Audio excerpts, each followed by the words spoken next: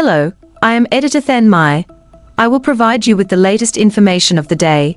Climate change is straining Pakistan's water. Tensions with India could make it worse as military tensions continue to flare up between India and Pakistan. India's Prime Minister Narendra Modi vowed earlier this week to stop water from crossing the border into Pakistan, saying India's water will be used for India's interests. On April 23, Modi suspended a 1960 treaty that allows the two countries to share water from the Indus Basin.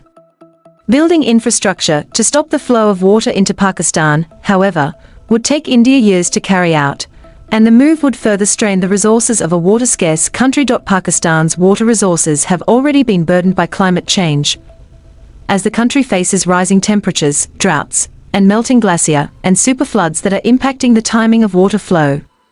Now, India's moves could exacerbate the crisis and present long-term challenges for Pakistan's agricultural sector. Many Pakistanis currently lack access to clean and reliable water sources, in part due to climate change. In the months after the 2022 floods killed at least 1,700 people, more than 10 million people were left without access to safe drinking water, according to a UNICEF report. There's been quite a lot of difficulty for local populations to have access to water on a consistent basis, says Bhargavi Bharadwaj, Research Associate at the Environment and Society Centre at Chatham House. This is already being felt at local population level, even scrapping this most recent escalation on the Indus Water Treaty Agreement. Why does India control Pakistan's water supply? When the South Asian subcontinent was cleaved by the British in 1947, boundaries were drawn that divided the Indus River along India and Pakistan. The problem starts on day one, says Hassan Khan, Assistant Professor of Urban and Environmental Policy at Tufts University. Much of the headwaters are located in India, despite most irrigation systems falling in Pakistan. Around 80% of Pakistan's agriculture and the third of its hydropower depends on the water from the Indus Basin region, says Bharadwaj. There is a greater dependency on this basin for Pakistan than there is for India. The Indus Waters Treaty was drawn up in 1960 by the World Bank and required the two countries to divide the river system's water equally. The treaty included mechanisms to resolve disputes and was designed to last in perpetuity. For India to cut Pakistan's water supply altogether would be an impossible task. Currently, India does not have the infrastructure capacity to really store excess water, which is what they'd be required to do if they are kind of trying to cut away from letting this water reach Pakistan, says Bharadwaj. But still, experts say India could engineer small disruptions that would impact how much water flows into Pakistan. Stopping the flow isn't really possible, says Khan. What India can do is impact the timing of the flow, release more water one day and then stop. It can create these small disturbances, which, if they are not properly managed by Pakistan, can have an impact on the agricultural system.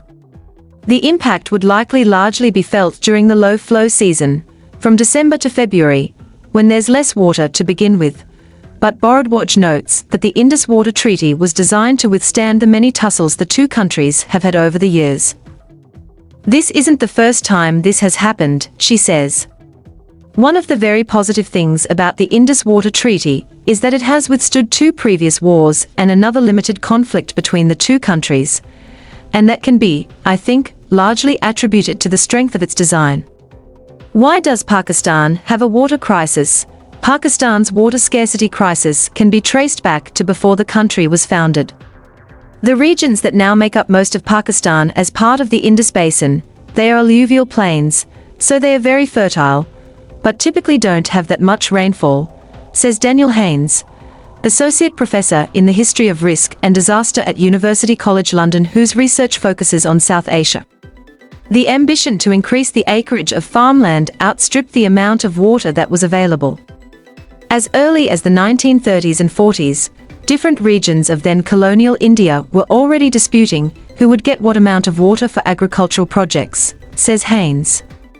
Climate change and rapid population growth is now making things worse. Today, Pakistan is considered one of the most water-stressed countries in the world. And last winter was one of the driest in the country's history, with the Pakistan Meteorological Department reporting 67% less rainfall than usual.